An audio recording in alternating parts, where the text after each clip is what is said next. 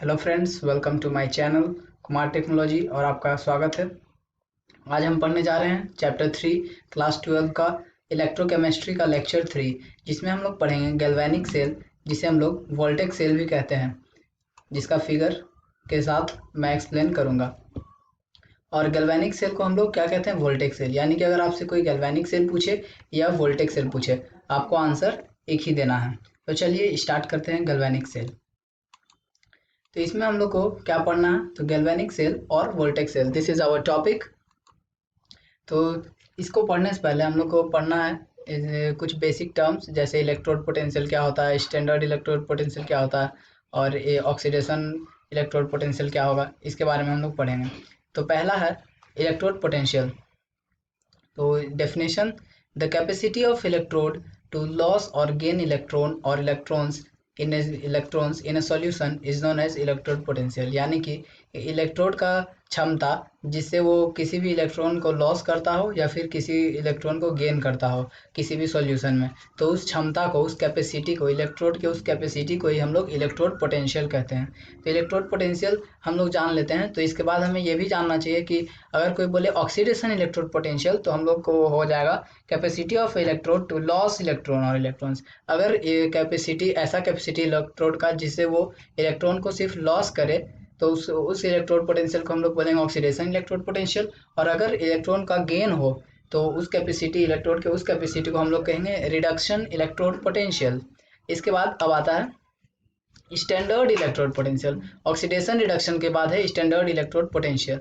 तो इसका डेफिनेशन हो: the capacity of an electrode to lose or gain electron or electrons in a solution in which molar concentration of ion is unity and temperature of ion is 25 degree C is known as standard electrode potential। यानी कि electrode का वो capacity, वो क्षमता जिससे वो electron को loss और गेन करे कोई भी सॉल्यूशन में, लेकिन एक चीज बात का याद रखें, इसमें मोलर कंसंट्रेशन जो आयन है, उस सॉल्यूशन में जो आयन है उसका मोलर कंसंट्रेशन यूनिटी होगा, यानी कि 1 के बराबर होगा।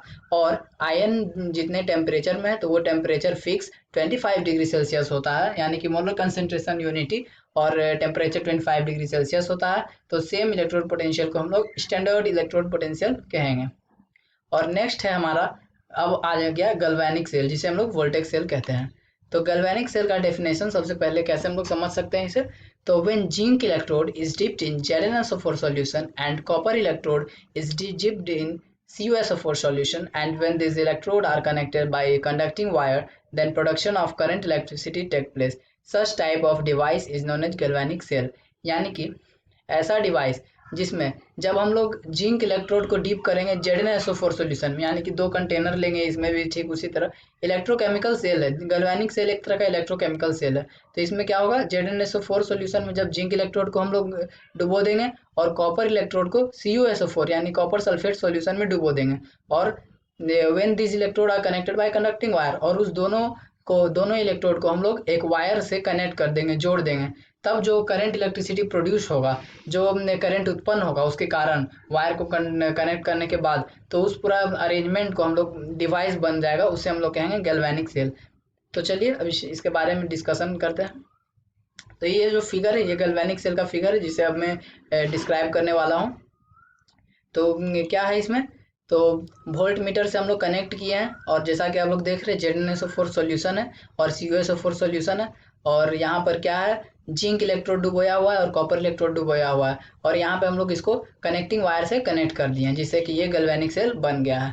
और एक चीज़ और ध्यान रखना होता है, इसमें इलेक्ट्रोलाइट का जो चेंजिंग होगा, पॉजिटिव नेगेटिव का चेंजिंग होगा, और करंट इलेक्ट्रिसिटी का क्या प्रभाव पड़ेगा, उसको देखने के लिए हम लोग को सॉल्ट ब्रिज का भी यूज करना पड़ता है। इसका मैं फंक्शन भी बताऊंगा थोड़ी देर बाद।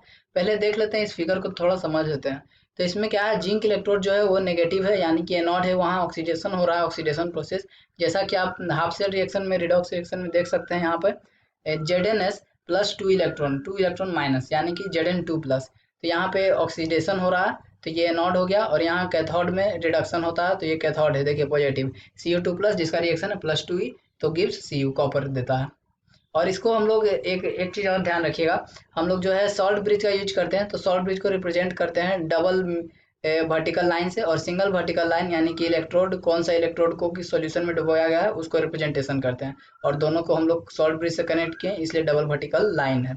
तो चलिए इसको डिटेल करते हैं कंस्ट्रक्शन और फंक्शन के बारे में। तो ये हमारा इलेक्ट्रोड है जो बता चुका हूँ मैं, ये इलेक्ट्रोलाइट है, इलेक्ट्रोलाइटिक सॉल्यूशन है, और ये हमारा कॉपर इलेक्ट्रोड पे रिडक्शन हो रहा है, उसका हाफ सेल रिएक्शन है। अब क्या है, इसको कंस्ट्रक्शन और फंक्शन हम लोग पढ़ते हैं, कैसे ये गैल्वेनिक सेल काम करता है। तो सिंस लॉस ऑफ इलेक्ट्रॉन, इससे पहले एक चीज़ और मैं बता दूं कि गैल्वेनिक सेल कैसे काम करता है। तो इसमें हम लोग बोलेंगे जब since oxidation process takes place on zinc electrode so it is known as anode, यहाँ पे ऑक्सीडेशन प्लेस हो रहा तो इसको हम लोग एनोड कहेंगे, ये तो मैं बता दिया। और reduction process takes place at copper electrode so it is known as cathode, ये मैं बता चुका हूँ। उसके बाद यहाँ देखिए, since loss of electron takes place on zinc electrode, यानी कि इलेक्ट्रॉन का लॉस हो रहा है जिंक इलेक्ट्रोड पर, यहाँ पर इलेक्ट्रॉन का लॉस हो रहा है, जैसा कि आप हाफ सेल रिएक्शन में देख सकते हैं। तो इससे क्या होता है, accumulation of electron takes place on zinc electrode so it is negatively charge. तो इलेक्ट्रॉन के लॉस होने के कारण एक्यूमुलेशन ऑफ इलेक्ट्रॉन, यानी इलेक्ट्रॉन का जमाव हम लोग को देखने को मिलेगा, एक्यूमुलेट होगा electron takes place on zinc electrode पर, जिसके कारण ये नेगेटिव चार्ज हो जाएगा, क्योंकि इलेक्ट्रॉन खुद नेगेटिव चार्ज होता है। इसके बाद हम लोग पढ़ रहे हैं, तो since flow of electrons takes place toward copper electrode, और यहाँ देख रहे हैं इलेक्ट्रॉन का फ्लो कॉपर इलेक्ट्रोड की तरफ है, तो so it is positively charge, तो कॉपर इलेक्ट्रोड जो है वो पॉजिटिवली चार्ज हो जाएगा, क्योंकि फ्लो ऑफ इलेक्ट्रॉन को हम लोग करंट कहते हैं, यहाँ पे करंट फ्लो कर रहा है तो ये पॉजिटिवली चार्ज हो गया, यानी कि कैथोड जो होता है हमारा पॉजिटिव चार्ज होता है। तो अगर कोई पूछे पॉजिटिव चार्ज क्यों होता है, तो यही एक रीज़न है कि flow of electron copper electrode की तरफ हो रहा है, और इलेक्ट्रॉन जो है लॉस ऑफ इलेक्ट्रॉन हो रहा है जिंक इलेक्ट्रोड पर, इसलिए वो नेगेटिव चार्ज है।